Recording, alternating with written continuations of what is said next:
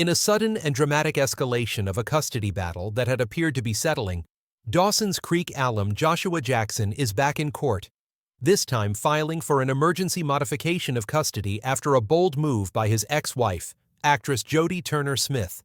The documents, filed on May 30th and obtained by E! News, reveal that Jackson is seeking immediate legal intervention after Turner-Smith allegedly enrolled their 5-year-old daughter, Juno Rose Diana Jackson, in a new school without his consent, an act that he claims not only defies their existing custody agreement, but could fundamentally disrupt their daughter's stability.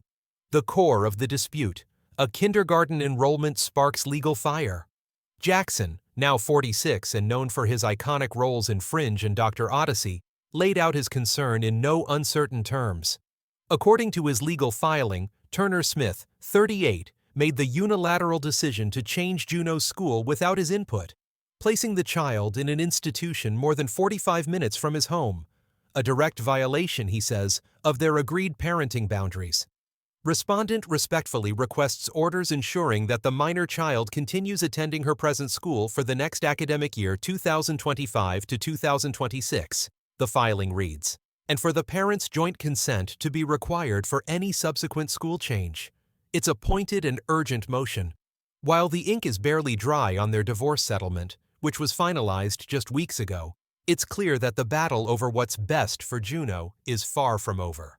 More than just a school choice.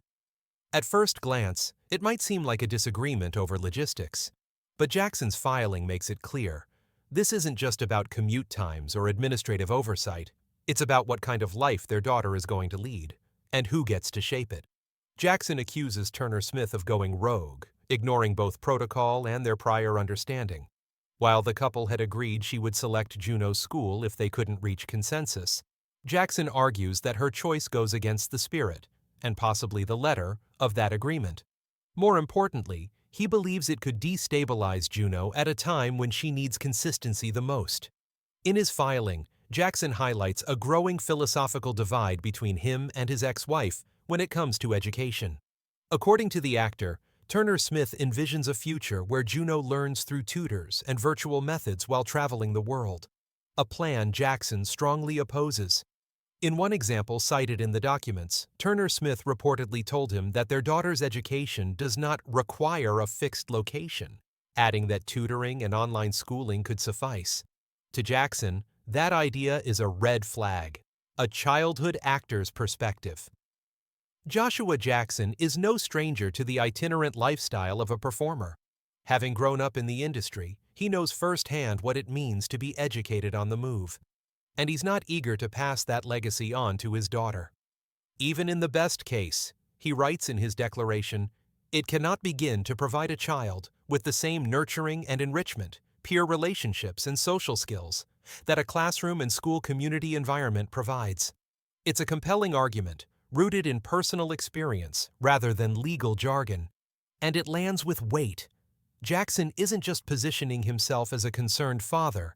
He's painting himself as a man who's walked the same uncertain road his daughter could be forced down. He argues that Juno is thriving at her current school, and that any abrupt changes now, especially without mutual agreement, could do more harm than good. A tumultuous year for a young girl. There's an emotional undertone to Jackson's motion, too. He reminds the court that the past year hasn't been easy for little Juno. In addition to her parents' separation, she also endured the traumatic loss of Jackson's home in the Los Angeles wildfires earlier this year. The road ahead. The battle is far from over. The court has yet to issue a decision on Jackson's emergency request, and the upcoming mediation session could shape the next chapter of this very public, very personal dispute.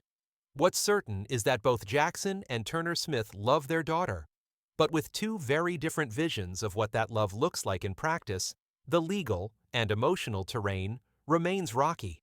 One parent sees a stable classroom and a tight-knit community. The other, perhaps, envisions a more flexible, worldly upbringing. Somewhere in between stands Juno, 5 years old, caught in a tug-of-war not of her making. As this case unfolds, it's a stark reminder.